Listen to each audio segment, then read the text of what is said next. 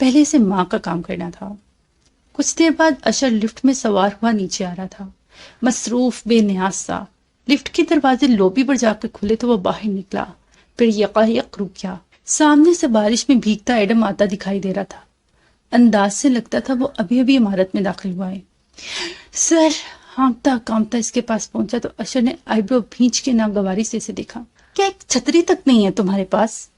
جلدی میں تھا سر، عثمان صاحب کو اپنی والدہ کے پاس جانا پڑا، پیچھے وان فاتح کو اٹینڈ کرنے کے لیے کوئی نہیں ہے، مجھے جلدی واپس جانا ہے، مگر آپ سے ضروری بات کرنی تھی۔ گو کہ اشر کو پرواہ نہ تھی کہ عثمان کو کوئی دیکھ سکتا ہے، کیونکہ عثمان اپنی حفاظت کرنا جانتا تھا، مگر ایڈم کے انداز سے لگتا تھا وہ اپنی ہی دھن میں ہے۔ نا واقف، بے وقوف۔ اشر نے گھڑی دیکھی اور پھر جبرن رکتے ہوئے بولا، جلدی بولو۔ سر، میری والدہ کو نوکری چاہیے، کسی اچھے گھرانے میں ملازمہ رکھوا دی ان کو، انہوں نے اصرار کیا ہے۔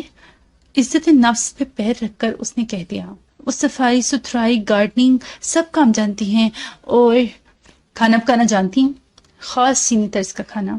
اشر تیزی سے بولا تو ایڈم رکا، پھر جھٹ سر ہلایا۔ ہر قسم کا کھانا بنا لیتی ہیں وہ، ملیے، انڈین، چینی۔ میں نے ابھی ابھی شام کو گھر میں پارٹی رکھنے کا فیصلہ کیا ہے، صرف چند چینی دوست مدعو ہوں گے۔ اگر تمہاری ماں بہترین چینی کھانا بنا سکتی ہے تو اس کو میرے گھر لے جاؤ اور کچن اس کے حوالے کر دو۔ اگر مجھے کوئی شکایت نہ ملی تو میں اس کو کہیں شیف رکھوا دوں گا۔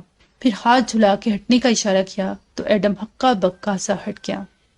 شکریہ شکریہ سر، پیچھے سے بوکھلا کے پکارا، مگر اشر اپنے گارڈ سمیت آگے بڑھ گیا تھا۔ ایڈم لوبی میں اکیلا کھڑا رہ گیا۔ تھوڑی دیر پہلے مجھے اشر پہ غصہ تھا کہ وہ فاتح کے ملازم سے خفیہ تعلق کیوں رکھے ہوئے ہے۔ لوبی میں آتے جاتے سوٹڈ بوٹڈ امیر لوگوں کو دیکھتے ہوئے وہ سوچنے لگا، مگر میں نے اپنا کام کہتے دیر نہیں لگائی، کیا میں بھی سیاست سیکھنے لگا ہوں؟ پھر سر جھٹکا۔ نوکری کے لیے سفارش کروانا بری بات نہیں، کوئی جھوٹ نہیں بولا، چوری نہیں کی، محنت مزدوری کر کے پیسہ کمانا چاہتے ہیں ہم۔ اگر یہی سیاست ہے تو بری چیز نہیں ہے یہ۔ حالم کا خوبصورت اور اونچا گھر اس دوپہر خاموش پڑا تھا۔ بارش رک چکی تھی اور لون کا گھاس پانی سے بوچھل تھا۔ تالیہ نے کار پورچ میں روکی اور خاموشی سے باہر نکل آئی۔ وہ بھیگی ہوئی لگ رہی تھی، شاید وہ اسرا کے گھر سے واپسی پر وہیں کار روک کے باہر نکل کے بارش میں کھڑی رہی تھی۔ سنہرے بالوں سے موٹے موٹے پانی کے قطرے ٹپک رہے تھے۔ وہ ان میں انگلیاں چلاتے دروازے کی طرف آئی۔ میں نے آج 2 چیزیں دریافت کی ہیں، سنو گی تو داد دو گی۔ دروازہ کھلا تو سامنے لاؤنج کے صوفے پر پھیل کے بیٹھی بھاری بھرکم داتن دکھائی دی، سینے پہ پیالہ رکھے اس میں سے اخروٹ نکال نکال کر کھاتی بھی جا رہی تھی۔ پوچھو کون سی 2 چیزیں؟ تالیہ اندر آئی، دروازہ بند کیا، جوتے اتارے، ریک سے نرم چپل نکال کر پہنے، چہرہ جھکا ہوا تھا اور خاموش سا۔ داتن نے بے چینی سے چند لمحے انتظار کیا۔ چونکہ مشرقی لڑکی کی خاموشی ہاں تصور کی جاتی ہے، اس لیے میں سمجھ گئی ہوں کہ تم میری دریافت جاننے کے لیے بے چین ہو، سو تمہارے پوچھے بغیر ہی بتائے دیتی ہوں۔ تالیہ نے پرس سٹینڈ پہ لٹکایا اور کچن تک آئی، ایک الماری کا پٹ کھولا، اندر سے سفید تولیہ نکالا۔ جانتی ہو سمی کو کیسے معلوم ہوا کہ اشر محمود نے تمہاری تحقیقات کروائی ہیں؟ میں نے صرف سمی کے شناختی کارڈ نمبر سے اس کا ایڈریس معلوم کروایا تو پتا چلا کہ وہ اشر کے آفس میں کام کرتا ہے، یعنی ڈائریکٹ رملی، اشر کا مینیجر، کے نیچے۔ تالیہ نے کمر موڑی اور سر جھکا دیا، پھر گیلے بالوں کو تولیے میں لپیٹ کر سیدھی کھڑی ہوئی۔ سمی کا تعلق منی لانڈرنگ گروہ سے تھا اور وہ کئی سالوں سے اشر کے پاس ہی کام کر رہا تھا۔ ممکن ہے کہ اشر بھی اسی کام میں ملوث ہو، منی لانڈرنگ کر کے ہی بنائی ہوگی اشر اور اس کے باپ نے اتنی بڑی جائیداد۔ اب دوسری دریافت کا پوچھو۔ تالیہ سر نہوڑے بالوں کو تولیے سے رگڑی تھی، خاموش، بالکل خاموش۔ ہاں میں جانتی ہوں تم مزید جاننے کے لیے بے چین ہو، جسٹس تمہارے اندر ابل رہا ہے، اس لیے تمہیں انتظار کیوں کراؤں؟ اتظالم تو نہیں ہوں میں، بتا ہی دیتی ہوں۔ وہ مٹھی بھر اخروٹ پھانکتے ہوئے جلدی جلدی جوش سے بتانے لگی اور تالیہ خاموشی سے بال خشک کرتی رہی۔ اس کویتی شیخ کا ملازم نوفل شیخ بن کے جب اسرا سے ملا تو اسرا یا فاتح تو نہیں جانتے تھے کہ اصلی شیخ کی شکل کیا ہے، لیکن اشر تو ساتھ تھا۔ اس نے اسرا کو نہیں بتایا کہ یہ اصلی شیخ نہیں ہے۔ نہ جب تم نے ڈائننگ ہال میں شیخ کو کال ملائی تب اشر نے شیخ سے واقفیت ظاہر کی۔ لیکن یہ دیکھو، صوفے سے ایک کاغذ اٹھا کے لے رہا، اشر اور وہ شیخ جاسم ایک ہی گولف کلب کے ممبر رہے ہیں، اور ایسا ہو نہیں سکتا کہ کبھی ملے نہ ہوں۔ لوگ گولف کھیلتے بھی تو اونچی دوستیوں کے لیے ہیں۔ میرا خیال ہے ان دونوں کی پرانی دوستی ہے، یعنی یہ اشر ہی ہے جس کے کہنے پر شیخ نے نقلی پینٹنگ اور اپنا ملازم دونوں اس کے حوالے کر دیے۔ یعنی یہ اشر ہے جو اسرا اور فاتح کو تباہ کرنا چاہتا ہے۔ تالیہ نے تولیا زور سے کھینچ کر پرے اچھالا اور مڑ کے اسے دیکھا تو آنکھوں میں غصہ تھا۔ کون فاتح؟ کون اشر؟ لیانا اور تالیہ کی بات کرو۔ داتن حیران رہ گئی۔ تالیہ، ہمارے ہر سکیم کے لیے لوگوں کو تم ہائر کرتی ہو، میں پس منظر میں رہتی ہوں، اپنا چہرہ نہیں دکھاتے، رات کو چھپ کے چوری کرتی ہوں اور دن میں کسی نوکرانی، کسی ویٹر جیسا معمولی سا کردار کرتی ہوں جو کسی کو یاد بھی نہیں رہتا، لیکن مجھے ہر بات یاد رہتی ہے۔ اتنی درستی سے بولی کہ داتن دھک سے رہ گئی۔ 4 ماہ پہلے ہم نے ڈریمر سکیم کھیلا تھا، وہ اداکار چلاک لڑکا احمد جس نے یتیم خانے کے دورے پر آنے والی امیر انڈونیشین خاتون کے سامنے پیشن گوئی کی اور پھر ہم نے اس کو ڈرا کے اس سے مزید پیشن گوئیوں کے لیے پیسے بٹورے تھے، کچھ یاد آیا؟ داتن کے کھلے لب بند ہو گئی، اس نے نظریں جھکا لی۔ تمہیں پتہ چل گیا؟ نہیں چلنا تھا کیا؟ وہ دبا دبا سے چلائی۔ تم میری طرف ہو یا میرے مخالف ہو داتن؟ کیوں تم نے اسرا کو اسی دن ڈرانا چاہا جب وہ مجھے گھر بلا رہی تھی؟ میں اس کا شوہر چھین لوں گی؟ What naan sense! چند لمحے لاؤنج میں موت کا سناٹا چھایا رہا، پھر داتن نے گہری سانس لے کر آنکھیں اٹھائیں۔ میں نے یہ نہیں کہا تھا کہ تم اس کا شوہر چھین لو گی، اتنا کہا تھا کہ تم اس کو اسرا کی دنیا سے دور لے جاؤ گی، اور یہ سب تمہارے خواب کہتے ہیں تالیہ، وہ 2 دریاؤں والا خواب، اس کا یہی مطلب ہے۔ مگر تالیہ نفی میں سر ہلاتے غصے سے ٹہلنے لگی تھی۔ تم نے میرے گردن کے نشان کی تصویر لی، تم اس کتاب کو چھپ چھپ کے پڑھتی رہی، مجھے سب پتہ چل رہا تھا مگر میں چپ رہی۔ میری 2 آنکھیں میری گردن کے پیچھے بھی ہوتی ہیں داتن، مگر میں ہر وقت زبان نہیں چلاتی کیونکہ مجھے لگا کہ تم میری حفاظت کر رہی ہوگی۔ میں تمہاری حفاظت ہی کر رہی ہوں۔ تالیہ نے سلگتی نظروں سے اسے دیکھا مگر بولی کچھ نہیں۔ ہو سکتا ہے تم مجھ پر بالکل یقین نہ کرو تالیہ، یہ تمہارا حق ہے، لیکن میں جانتی ہوں اور چابی تمہیں تباہ کر سکتی ہے، وہ ملعون ہے، اور تم خفا ہوتی ہو تو ہو، لیکن میں نہیں چاہتی کہ تم اس بریسلیٹ یا اس سکے کو چراؤ، کیونکہ میں تمہیں کھونا نہیں چاہتی۔ داتن کی آنکھیں بھیگنے لگیں۔ وہ خزانے کی چابی ہے داتن، وہ میرے باپ کے خزانے کی چابی ہے، وہ میری وراثت ہے، میرے باپ کا ترکہ ہے۔ وہ سینے پہ انگلی رکھے درد سے اونچا سا بولی۔ اب آواز میں غصہ کم اور دکھ زیادہ تھا، مگر داتن نے افسوس سے نفی میں سر ہلایا۔ کوئی خزانہ نہیں ہے تالیہ، اس الوین سے نکل آؤ، اس چابی سے تمہاری زندگی تباہ ہو جائے گی۔ آنسو اس کی آنکھ سے ٹپکا اور سیاہ گال پہ لڑک گیا۔ نہیں، میں جانتی ہوں، خزانہ ہے، تاشا کا خزانہ، میرے باپا کا خزانہ، وہ جو بھی تھی اس نے میرے لیے خزانہ چھوڑا ہے۔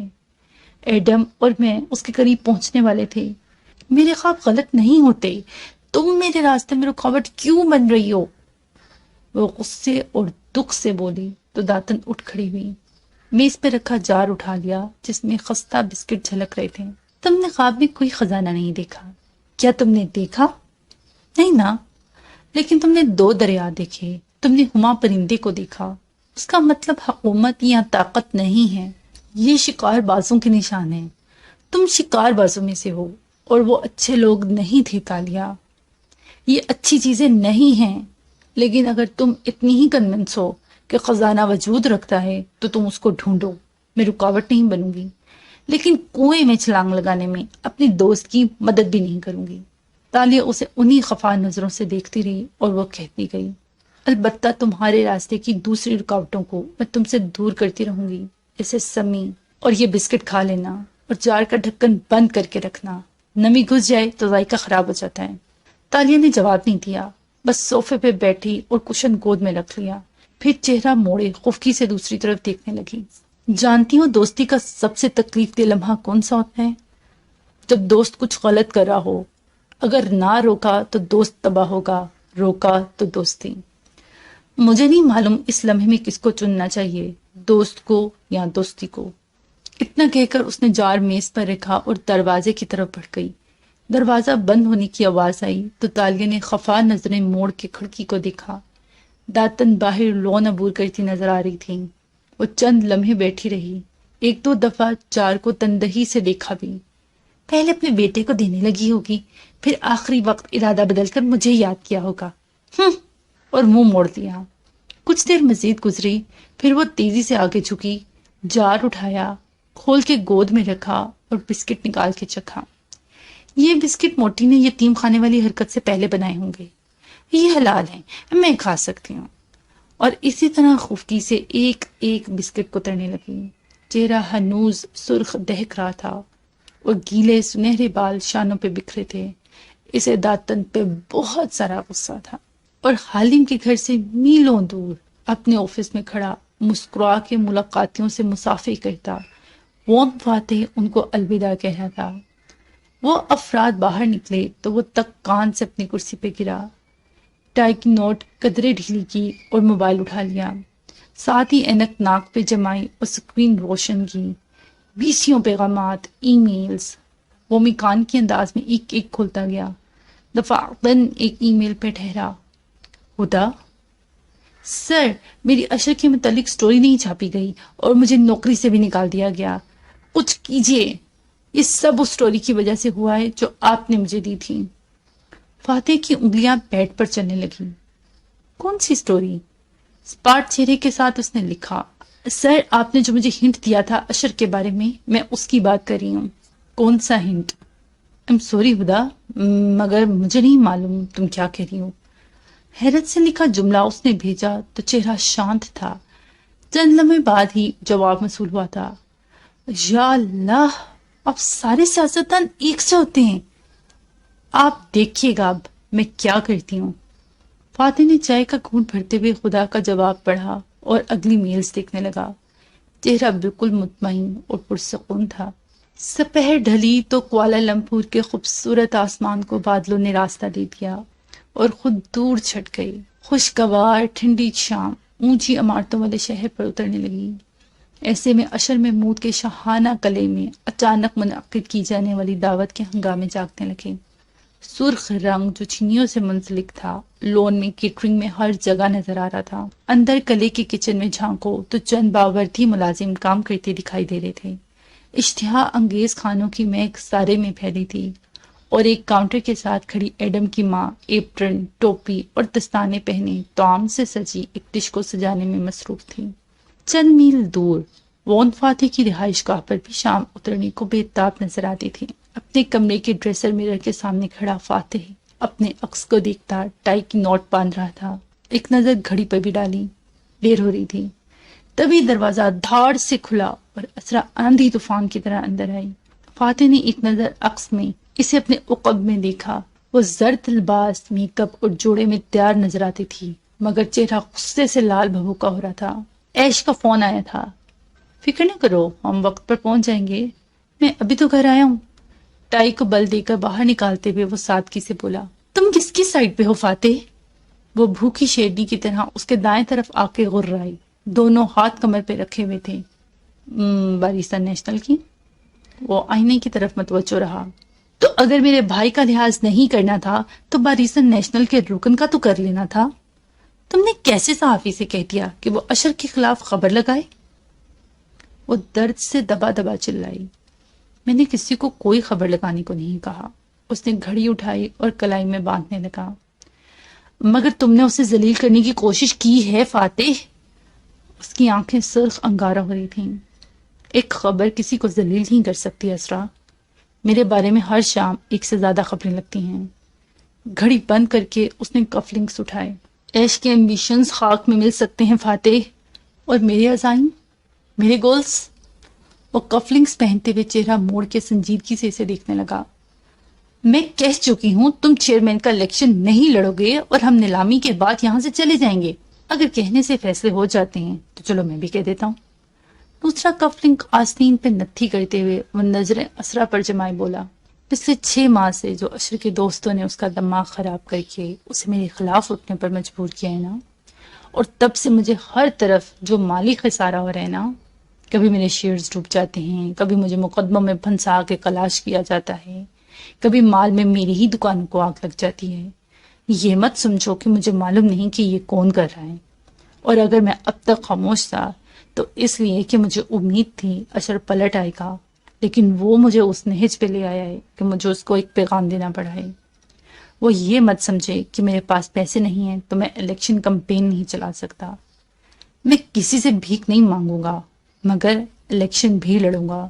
فاتح کے پاس ہمیشہ پلان ہوتا ہے، اور تم آج آخری دفعہ سن لو۔ تمہیں نیلامی کرنی ہے اپنی آرٹ کلیکشن کی تو شوق سے کرو۔ امریکہ جانا ہے، میرے بچوں کو بھی لے کر جانا ہے تو تم جاؤ، میں ملیشیا کو چھوڑ کے نہیں جاؤں گا۔ اب تمہیں کچھ اور کہنا ہے یا ہم پارٹی میں جا رہے ہیں؟ وہ جیسے چبا چبا کے سختی سے بولا تھا۔ اسرا محمود بالکل چپ ہو گئی تھی۔ فون فاتح کو کبھی کبھار بہت شدید غصہ آتا تھا، اور ایسے وقت پر اسرا کو لگتا وہ ہر ایک کو چھوڑ سکتا ہے۔ بے نیاز سرد مہر۔ مجھے تمہارا جواب چاہیے اسرا، تمہیں میرے ساتھ رہنا ہے یا امریکہ جانا ہے؟ اسی غراہٹ سے پوچھ رہا تھا۔ چپتی ہوئی آنکھیں اسرا پہ جمی تھیں۔ اسرا نے خود کو سنبھالا، چہرے کی سرخی قدرتی طور پر کم ہوتی گئی۔ کیا تمہیں لگتا ہے مجھے تمہارے خوابوں کا احساس نہیں ہے؟ یہ میری باتوں کا جواب نہیں ہے اسرا۔ اور سیاسی بیوی نے گہری سانس لی اور اس کی کونی تھامی۔ اچھا ٹھیک ہے، غصہ مت کرو، ہم نہیں جائیں گے امریکہ، تم جو کرنا چاہتی ہو کرو۔ وہ ٹھنڈی پڑ گئی اور رسان سے اسے ٹھنڈا کرنے لگی۔ مگر مجھے نیلامی کرنی دو۔ نیلامی کے پیسوں سے تمہارے فنڈز کا انتظام ہو جائے گا۔ میں نے تمہاری ہر سیاسی مہم میں حصہ لیا ہے، ہمیشہ۔ اس دفعہ بس میں خوف زدہ ہوں فاتح، ورنہ مجھے تمہارے پیسوں کی ضرورت نہیں، تمہاری سپورٹ کی ضرورت ہے۔ بیوی کو معلوم ہوتا ہے شور کو ٹھنڈا کیسے کرنا ہے اور اسے کون کیسے کرنا ہے۔ فاتح ٹھنڈا پڑ گیا تھا، کف لنک ابھی تک اس کے ہاتھ میں تھا۔ اسرا نے نرمی سے وہ اس سے لیا تو اس نے مزاحمت نہیں کی۔ ایسا سوچنا بھی نہیں کہ میں کبھی تمہیں چھوڑ کے جا سکتی ہوں۔ وہ کف لنک دل جمی سے اس کے کف پہ پہنانے لگی۔ اگر یہ تمہارے لیے اتنا ہی ضروری ہے کہ میں تمہارے ساتھ ہوں، تم جیتے، بات ختم، ٹھیک؟ فاتح بس آنکھیں چھوٹی کی اسے غور سے دیکھتا رہا، کوئی یقین کرے یا نہ کرے۔ پھر اس نے یقین کرنے کا فیصلہ کر لیا، ہلکا سا مسکرایا اور سر کو خم دیا۔ تھینک یو، میں کار میں تمہارا انتظار کر رہا ہوں۔ پھر کوٹ کو کندھوں پہ برابر کیا اور سیل فون اٹھا کے باہر کی طرف بڑھ گیا۔ دروازہ کھلا تھا، وہ اسے عبور کر کے لاؤنج میں آیا تو ایک دم ٹھٹکا، ماتھے پہ بل پڑے۔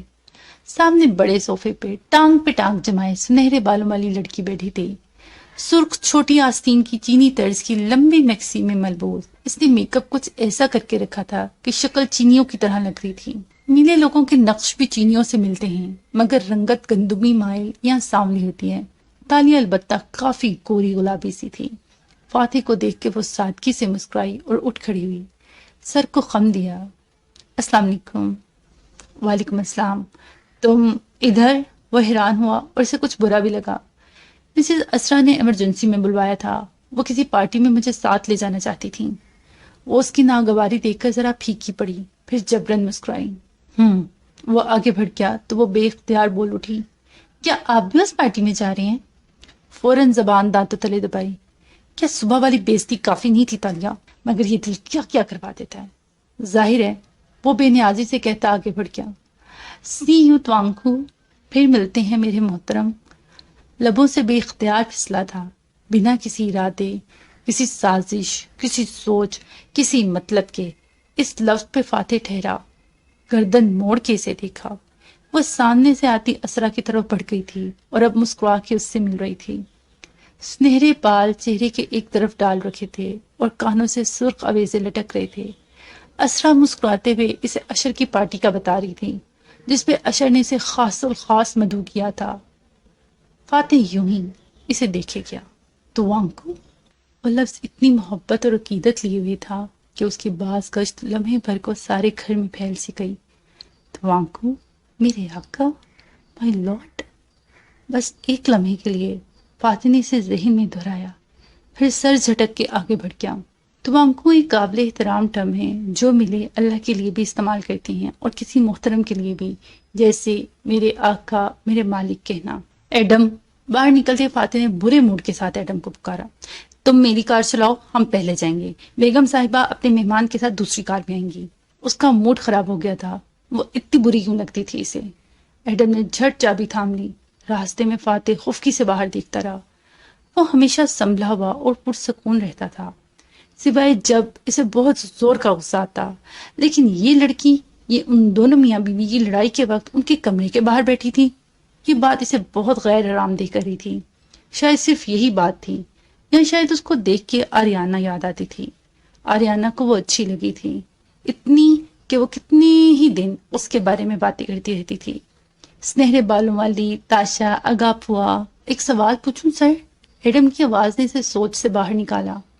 فاتح نے گہری سانس لے کے خود کو پرسکون کیا اور اس کی طرف متوجہ ہوا۔ پوچھو۔ سر کچھ دن اچھے گزرتے ہیں، مگر کچھ دن ہمارے بہت برے گزرتے ہیں۔ دل خراب ہوتا ہے، وجہ کبھی پتہ نہیں ہوتی، کبھی ہوتی ہے۔ ایسے دنوں میں کیا کیا جائے؟ یہ سب تمہارے ہاتھ میں ہے۔ برے دنوں سے لڑنا سیکھو، اپنے دل سے پوچھو مسئلہ کیا ہے، غلطی کیا ہے، اور اس کا حل سوچ کے خود کو پرسکون کرنا سیکھو۔ جتنا زیادہ تم برے موڈ کے آگے ہتھیار ڈالو گے، اتنے ہر گزرتے دن کے ساتھ کمزور ہوتے جاؤ گے۔ جتنا اس سے لڑو گے، پرسکون رہو گے۔ سر کبھی کبھی مسئلہ ہمارے کچھ عزیزوں کے ساتھ ہوتا ہے، جن سے ہمارا خونی رشتہ نہیں ہوتا، مگر ان کے بارے میں دل فکر مند رہتا ہے۔ اگر ان کو کچھ غلط کرتے دیکھیں تو ان کو روکنے کا دل چاہتا ہے، مگر ان کی ناراضی سے ڈر بھی لگتا ہے۔ ایسے میں کیا کرنا چاہیے؟ تمہارا مطلب ہے کسی کے ساتھ کوئی انہونا سچ بولتے ہوئے تمہیں ڈر لگ رہا ہے؟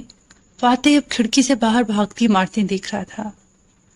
جی سر، ایڈم نے موڑ کاٹتے شرمندگی سے آواز پست کی۔ تمہیں معلوم ہے ایڈم، 1400 سال پہلے عرب میں ہمارے رسول اللہ صلی اللہ علیہ وآلہ وسلم کو اللہ تعالیٰ نے نبوت سے نوازا تھا۔ غار حرا میں فرشتہ ان کے پاس حق لایا تھا۔ جب وہ گھر واپس آئے تو خدیجہ رضی اللہ عنہ نے ان کی بات پر من و ان اعتبار کیا۔ بات کتنی ہی انہونی کیوں نہ تھی، انہوں نے وہ کیا جو ایک اچھا دوست ایک اچھا ساتھی کرتا ہے۔ اپنے پارٹنر کو کمفرٹ کیا، ہمت بندھائی، ان کو کہا کہ آپ کو اللہ کبھی ذلیل و رسوا نہیں کرے گا، کیونکہ آپ غریبوں کی مدد کرتے ہیں، مصائب میں گھرے لوگوں کا سہارا بنتے ہیں۔ مشکل وقت میں اپنے ساتھی کو امید دکھا، ان کی اچھائیاں ان کو یاد دلائیں اور ان کی بات پر یقین کیا۔ جانتے ہو کیوں؟ کیونکہ خدیجہ رضی اللہ عنہ محمد صلی اللہ علیہ وآلہ وسلم کو اتنے اچھے طریقے سے جانتی تھیں کہ ان کو معلوم تھا کہ یہ جو کہہ رہے ہیں سچ کہہ رہے ہیں، کیونکہ رسول اللہ صلی اللہ علیہ وآلہ وسلم عام معاملات میں بھی سچ بولتے تھے۔ اگر تم چاہتے ہو کہ لوگ تمہاری ہر خاص بات کا اعتبار کریں تو تم عام باتوں میں بھی سچے بنا کرو، اور اگر اس کا وقت نہ ہو، اگر مجھے اپنے اس عزیز کو، میں کیوں مرر میں فاتح کا چہرہ دیکھا جو بے نیاز سا باہر دیکھ رہا تھا، ابھی آج ہی کسی شے سے آگاہ کرنا ہو تو میں کیا کروں؟ تمہیں سچ اور حق کا فرق معلوم ہے ایڈم؟ وہ جواباً سوال پوچھ رہا تھا۔ سچ تو برہنہ تلوار ہے، جو سامنے آئے گا کاٹ ڈالے گا، مگر حق وہ سچ ہوتا ہے جو درست طریقے سے، درست وقت پر، درست جگہ بولا جائے۔ ذرا ٹھہر کے وہ باہر دیکھتے ہوئے مسکرایا۔ تمہیں معلوم ہے رسول اللہ صلی اللہ علیہ وآلہ وسلم سے زیادہ سچا کوئی نہیں تھا، مگر وہ بلنٹ نہیں تھے، کسی کا دل نہیں دکھاتے تھے، لوگوں کے منہ پر ان کے لباس، گھر اور جسمانی اعضاء کی عیوب نہیں بیان کرتے تھے۔ انس رضی اللہ عنہ بچے تھے جب رسول اللہ صلی اللہ علیہ وآلہ وسلم کی خدمت میں گئے، 10 سال ان کے ساتھ رہے۔ وہ کہتے ہیں آج تک رسول اللہ صلی اللہ علیہ وآلہ وسلم نے ان کو نہیں ٹوکا کہ یہ کیوں کیا اور یہ کیوں نہیں کیا۔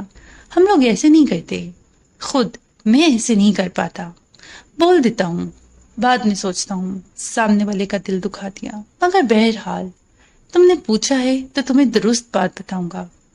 سچ کی جگہ حق کہنا سیکھو، یعنی صحیح طریقے سے صحیح وقت پر سچ بولنا سیکھو، اور یہ تم تبھی سیکھ سکو گے جب تم خود سے سچے ہوگے۔ خود سے سچے کا مطلب سر؟ وہ انہماق سے سنتا ڈرائیو کر رہا تھا۔ کبھی اپنی کسی بری عادت سے جنگ کی ہے تم نے؟ بہت سے لوگوں کو بہت سی بری عادتیں ہوتی ہیں، ڈرگز، عورتیں، جوا یا کم سے کم انٹرنیٹ پر غلط اشیاء دیکھنا۔ لوگ ان کے ساتھ خود سے جھوٹ بول کے لڑتے ہیں، اب میں یہ نہیں کروں گا کہہ کے چند دن ان کو دبا لیتے ہیں، پھر وہی کام کر بیٹھتے ہیں، پھر گلٹ، توبہ، پھر وہی کام، یوں یہ گھناؤنا سائیکل چلتا رہتا ہے۔ مگر بری عادتوں کو اسی طرح تو چھوڑا جاتا ہے سر، خود سے عہد کر کے کہ میں یہ کام نہیں کروں گا۔ وہ حیران ہوا۔ ایڈم، بری عادت بیماری نہیں ہوتی، بیماری کی ایک علامت ہوتی ہے جو ظاہر ہو رہی ہوتی ہے۔ اگر کسی کو چکن پاکس نکل آئیں تو وہ دانوں پر کریم لگانے سے نہیں جاتے، دانے تو ایک علامت ہیں، اس کو دوا لینی پڑے گی جو جسم کے اندر جا کر اصل مسئلے کو ختم کرے گی۔ اس کو ٹریٹ کرنا ہوتا ہے، علامتوں کو نہیں، مگر اس کے لیے خود سے سچ بولنا پڑتا ہے۔ وہ کیسے؟ اپنے آپ سے پوچھنا ہوتا ہے کہ اگر میں یہ کرتا ہوں تو کیوں کرتا ہوں، میں کس چیز کی کمی اس چیز میں ڈھونڈ رہا ہوں۔ بری عادت بار بار واپس آئے گی جب تک تم خود سے سچے نہیں ہوگے، بیماری کی وجہ کا علاج نہیں کرو گے۔ جب تم اپنے آپ سے سچے ہوگے تو دوسروں کے بارے میں تمہاری رائے بھی سچی ہوگی، کیونکہ ضروری نہیں ہے کہ جو تم دیکھ رہے ہو وہ سچ بھی ہے۔ یعنی ہمیں ایک دم سے مداخلت کرنے کے بجائے پہلے تصدیق کرنی چاہیے، پھر انصاف کی بنیاد پر فیصلہ کر کے درست طریقے سے بات پہنچانی چاہیے، کیونکہ ہو سکتا ہے ہم میں مداخلت کی عادت کچھ زیادہ ہی ہو۔ اس نے گویا اعتراف کیا۔ فاتح نے جواب نہیں دیا، وہ ہر بات کا جواب نہیں دیا کرتا تھا، وہ بس کھڑکی کے باہر دیکھنے لگا۔ وہاں سڑک کے پار دور اونچی آسمان کو چھوتی عمارتیں دکھائی دے رہی تھیں۔ یکایک ان عمارتوں کی رنگت پلاہٹ بھری ہو گئی، ارد گرد ماحول زرد ہو گیا۔ وون فاتح نے گردن موڑی تو کار کو ایک بوڑھا ڈرائیور چلا رہا تھا اور فرنٹ سیٹ پر قدرے نوجوان سا اشر بیٹھا تھا۔ 6 سال پہلے کا ماحول۔ پیچھے فاتح کے بائیں ہاتھ ایک لمبے بالوں والی بچی بیٹھی تھی، وہ گردن سیدھے رکھے سنجیدگی سے سامنے دیکھ رہی تھی۔ عمر کم تھی مگر ذہانت اور تمکنت ہر انداز سے جھلکتی تھی۔ آبنک، آپ کو 11 بجے فنڈ ریزر میں جانا ہے، مگر میں چاہتا ہوں کہ آپ وہاں سے آدھے گھنٹے میں فارغ ہو جائیں، کیونکہ پھر میں نے آپ سے ملاقات کے لیے چند انڈسٹریلسٹس کو وقت دے رکھا ہے۔ وہ اپنی ڈیجیٹل ڈائری دیکھ کر کہہ رہا تھا، اور اگلے الیکشن سے پہلے آپ کو بار بار ان سے ملنا پڑے گا۔ شور۔ سوٹ میں ملبوس سیل فون دیکھتے فاتح نے ہلکے سے کندھے اچکائے تھے۔ کاکا فنڈ ریزر پر نہیں آ سکیں گی، میں نے ان کو آپ کی ری الیکشن مہم کے لیے مختلف ٹاسک دیا ہے، ان کو آج 2 ایونٹ اٹینڈ کرنے ہیں، ٹھیک ہے نا آبنک؟ اشر تائیدی انداز میں بیک مرر کو دیکھ کر پوچھ رہا تھا، گویا اتنا روب تھا کہ اگر وون فاتح، مجھے تم پہ بھروسہ ہے ایش، تم میرے چیف آف سٹاف اسی لیے ہو۔ اشر مسکرایا، پھر بیک ویو مرر کو ہاتھ سے ترچھا کیا تو اس میں سنجیدہ مگر بور سی ہوئی آریانہ بیٹھی دکھائی دی۔ آریانہ، اتنی بری شکل کی بنا رکھی ہے، تمہیں تو خوش ہونا چاہیے کہ تمہارے ڈیڈ ہر گزرتے دن وزیر اعظم بننے کے قریب ہوتے جا رہے۔ آریانہ نے بھویں بینچ کے پہلے اسے دیکھا، پھر چہرہ موڑ کے باپ کو۔ کسی کو یاد بھی ہے کل کون سا دن ہے؟ فاتح کے سیل فون پہ جمی نظریں چونک کے اٹھیں۔ چکنے انداز میں آریانہ کو دیکھا۔